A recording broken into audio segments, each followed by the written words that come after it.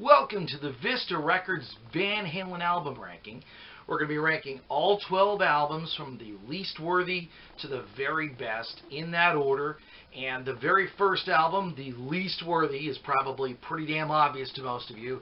And that is Van Halen 3. The one album with Gary Cherone. It is not the third Van Halen album, obviously. It is the third incarnation of the band. And as an album, at times it shows potential. There are some songs that are decent on here.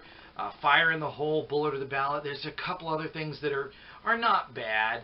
I mean, it's not a bad album. It's just compared to the albums that they did before, it just doesn't stack up at all. It was a real disappointment, a big letdown, and really, I think Gary Cherone ended up being a scapegoat to a certain degree for this album, because Eddie didn't write the same kind of memorable riffs that he had written in the past. This is largely devoid of that kind of really memorable, catchy riff, and there weren't that many strong hooks to go there to make up for it. So as a whole, this album was definitely a letdown, not a horrible album, but not worthy at all. Now, at number 11, the next album on the list, OU812. How clever the title is, huh? Yeah, so we had 5150, and then after that we're going to go with OU812. I can't remember, somebody other band came up with an album called I81B4U. Anyway, OU812, not a bad album. Not a bad album. There's a big improvement between Van Halen 3 and this one. There is a big gap in quality level. This one is a worthy album. It's not great, but it's pretty good. You've got some really good stuff on here. Black and Blue is a pretty decent song. Cabo Wabo, for what it is a great song. You've got AFU, which is a high energy song. Mine All Mine, great song. There's a lot of good stuff on here. It may not be a classic Van Halen album, but it's solid, and it's got some good stuff. So not a bad follow-up for the Sammy Hagar era after 5150. At the time, I think a lot of people thought it was a definite improvement. There was a little more grind, a little more grit to the guitar tone, which definitely helped out. So not a bad album, not a great album, but definitely worthy of the Van Halen name. Now at number 10, we've got the last album from the Sammy Hagar, Van Hagar era, Balance. Balance is it's got some really high points, and then at the bottom end, it's got some stuff that's really just barely hanging on to mediocre. But it's got enough good stuff on it that it really stands out as an album that, you know what, as a final Van Hagar album, it's not bad. It really holds up pretty well, and it's not an album that you should not want in your collection. It's a good album worth having in there for anybody who is a Van Halen fan. Now, at number 9, we've got the first Van Hagar album, 5150. And now this one is loaded with, you call them classics, but are they really classics?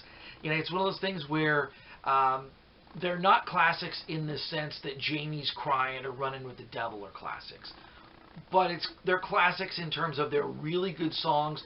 They got a lot of radio play, and they got played live and sounded good live too. In fact, a number of these songs sounded better live with more grit on that guitar tone, a little more distortion, a little beefier guitar tone than what was on the album. So actually, the live versions could sound better with some of these. But I mean, come on, you've got Good Enough, which is, you know, a really good song. Why Can't This Be Love? It was a really good single. There's a reason why it hit number 1. It was a top-notch song. It's very poppy, no question. No question that Why Can't This Be Love is super poppy, but it's a really well-written song. So it stands up. Get Up, not bad. Dreams, super saccharine sweet pop. Summer Nights and Best of Both Worlds, great summertime rock and roll. So this is a really, really solid album. A good statement on what Van Hagar was going to be all about, and it works well. So, at number 9, 5150. Now, at number 8, For Unlawful Carnal Knowledge. And this one would make the list if only for the first 2 tracks, Pound Cake and Judgment Day. Both of those hold up really well against anything from the Van Halen first 5 album era. Those two songs are really, really strong. Great classic Van Halen. Sounds great. And there's some other really good stuff on the album. Now, there's some poppy stuff on here too, but those opening 2 tracks, that 1-2 punch, really strong. And so this was a good statement that, hey, this is still Van Halen. Ted Templeman came back to co-produce it, and it was a strong album. Basically an album where they were trying to say, hey, we're just as strong without Dave as we were with him. It's up to you to decide whether or not they were. I would say not quite, but close. So, for Unlawful Carnal Knowledge at number 8. At number 7, one that probably for a lot of you, you're going to say that I'm ranking this too low. But there are some reasons for that, and that is 1984. Now, it is an album with obvious classics. You've got Jump, the #1 hit, massive hit for them. You got Panama and Hot for Teacher, all Van Halen staples, all classics, strong songs. But then you've got some stuff like Top Jimmy, Drop Dead Legs, Girl Gone Bad, very good but not great songs. And then this recording of House of Pain, again, it's a very good song. I tend to prefer the demo version, which was very different, heavier, grittier, more of an edge, but this was a good version too. So because they had reworked almost everything. They just kept the riff and the name basically. But 1984, despite coming in at number 7 on the list, now for a lot of bands coming in at 7, that would be kind of like, well, that's too low or whatever. But with Van Halen at number 7, that's not saying a bad thing. That's a good thing. 1984 in at number 7. Now, number 6, A Different Kind of Truth. And this was the album that saw David Lee Roth back in the band, Wolf Van Halen on bass, and it had that old magic back. Now, were the songs as good? Some yes, some no. Out of Space, a reworking of Let's Get Rockin', which is one of my all-time favorite Van Halen songs. I mean, Let's Get Rockin', fantastic song. Out of Space, the reworking of it, almost as good. Fantastic stuff. But you've got Beats Workin', fantastic song. She's the Woman, again, another classic one. Chinatown. I mean, this thing is loaded with really good songs. Oh, there was one I was forgetting. The Trouble with Never. Fantastic song. Really good stuff. So yeah, this is one that, for whatever reason, did not catch on as much as it should have. Part of the problem, I think, is they put the wrong single out to start it. I think that Tattoo was the wrong call as the first single, but it's what they did. You never know why some bands pick some songs as the lead singles. This one's another mystery. It's like, what were you thinking? But in hindsight, the album is really, really good. So, A Different Kind of Truth in at number 6. At number 5, Women and Children First. Now, this one, it's got the one big radio hit, and the Cradle Will Rock. The rest of the album, it's like really strong album cuts. You've got, well, maybe I should step back from that just a little bit. Everybody Wants Some. It's sort of a radio hit. And, of course, it had a prominent role in the movie Better Off Dead. But it's still not a typical radio-type song. So it's very different and very Van Halen. And that worked out. But then you got stuff like Fools and Romeo Delight, Loss of Control, Take Your Whiskey Home. I mean, and then one of the most underrated tracks in their entire catalog, In a Simple Rhyme. Just fantastic stuff. So yeah, Van Halen, Women and Children First. Maybe not loaded with the super catchy earworm type songs, but it is a very strong album with a lot of strong album cuts. And that brings us to number 4 on the list, an album that you're probably going to say I'm overrating, but I don't think so. And I'll tell you why. Diver Down is the absolute perfect summertime album. When you think summertime albums, Diver Down is one you think of. There is nothing on here that doesn't work in context of listening to it from late May to mid-September, basically. This is a summertime album where everything is good. Yeah, there's some fluff and some filler in there, but guess what? The fluff and filler is really good. I mean, but you start off with Where Have All the Good Times Gone? Another Kings cover. Sure, yeah. And guess what? This one works almost as well as You Really Got Me worked. They make it their own. It sounds fantastic, and it really is one of those songs that's been elevated over the last 20 years as people are kind of reevaluating it. You hear it a lot on Sirius XM's Ozzy's Boneyard channel. Great song. Then you've got Hang 'Em High, which is a fantastic, just adrenaline burst, high energy, really kick-ass song. And it's a rework of an earlier demo that they did before the first album. And it's a good thing that they reworked it, because the version on Diver Down is better than the original demo. Then you've got Cathedral and Secrets. Yes, kind of fluffy. Nothing really outstanding, but nothing bad. It's actually pretty good. Sounds good. Then you get the Intruder intro to Pretty Woman. And of course, their reworking of Pretty Woman was fantastic. They made it their own. They really did their own thing with it, and it's just phenomenal. And the intro, Intruder, is the perfect mood setter. It sets up Pretty Woman in a perfect way. And when I heard it on FM radio back in 82 and 83, they were always together because it worked so well together. And in fact, a lot of the time now, they still play them together. Not always, but a lot of the time. Now, then you get their remake of Dancing in the Street. Dancing in the Street was something that Eddie had reworked, or he came up with this music independently, and Ted Templeman suggested that they cover Dance in the Street and use that as the backing music. Eddie wasn't thrilled about it, but you know what? Templeman was right. It is absolutely awesome. So when you get that music and those vocal melodies, those lyrics, you put it all together, it's the perfect summertime song. So yeah, that works well. Then you get the Little Guitars intro into Little Guitars. God, Little Guitars is so good. I mean, that is just a phenomenal song.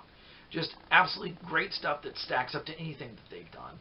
And then you get, a little bit of silliness. Big Bad Bill is Sweet William Now. Yeah, okay. It's goofy, it's silly.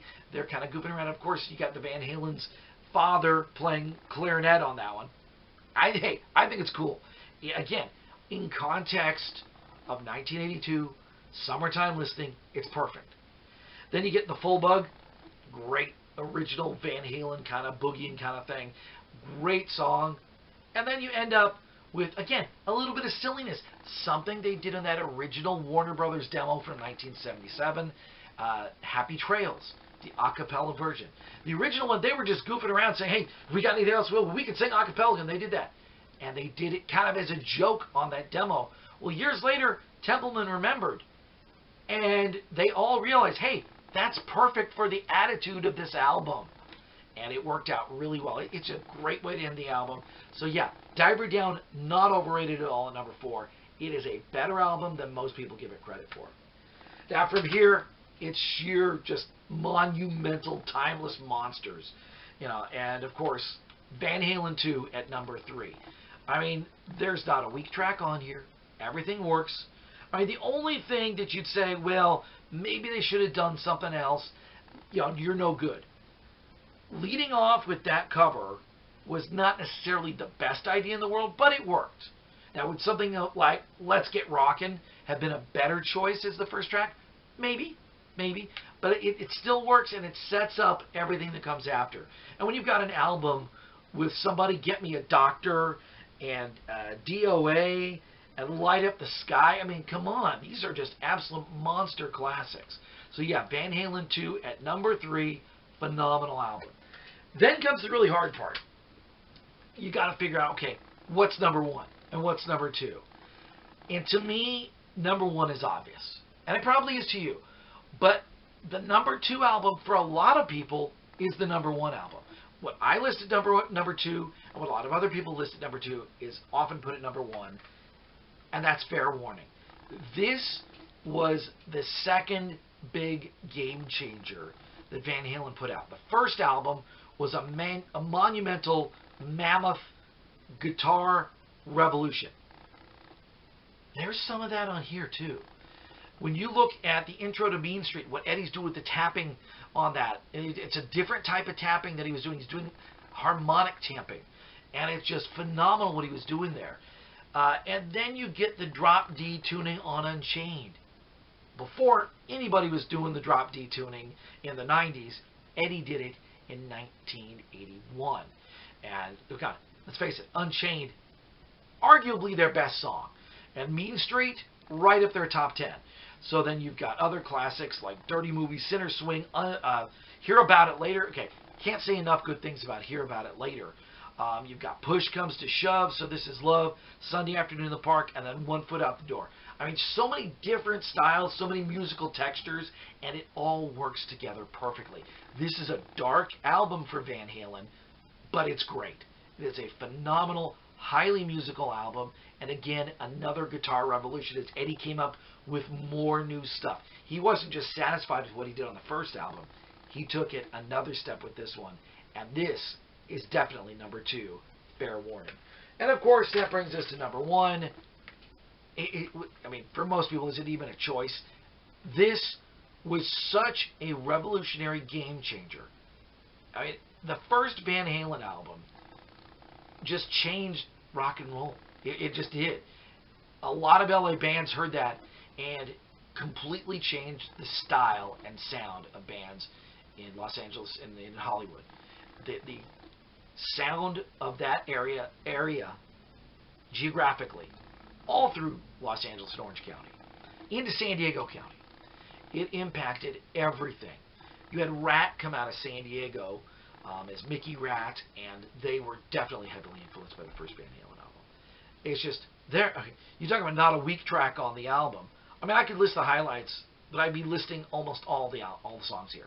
This is a phenomenal album. All-time classic. There's a reason this thing has sold over 10 million copies in the United States alone. It is a monster of an album. Eddie came in, of course, with Eruption and really blew people's minds. You listen to that for the first time, you're like, what was that? And you know that a lot of other guitar players of that era heard it, and they're like, uh-oh, I'm going to have to up my game, because things just changed. And they really did. There's no question that this album changed guitar music forever. And that's a good thing. All right? Now, a lot of the people that copied Eddie were not so inspiring, but some of the people were. And it made a big difference. So, yeah, the first Van Halen album. Funny thing is, I bought this in 1980. I bought it on record because on the back you could see some of the credits, and one of the credits was a special thank you to Gene Simmons. And being a big Kiss fan at the time, I'm like, huh, they're thanking Gene Simmons. They must be connected somehow. So I'll give this a try. Yeah, I'll give it a try. I put it on, I'm like, mind blown. Mind blown. I mean, I lived from listening to Kiss and Led Zeppelin and AC/DC, and then this. Yeah, there was a bit of a difference. It was, I mean, it's not like Kiss or Led Zeppelin or AC/DC are any less good. It's just that was a new level, a new style, and everything changed. And that was just fantastic stuff. So there you go. Van Halen, from the least worthy to the most monumental, all of their albums ranked as per us here at Vista Records. My name's Erik Rupp. Glad to give you that ranking, and I'll catch you again later.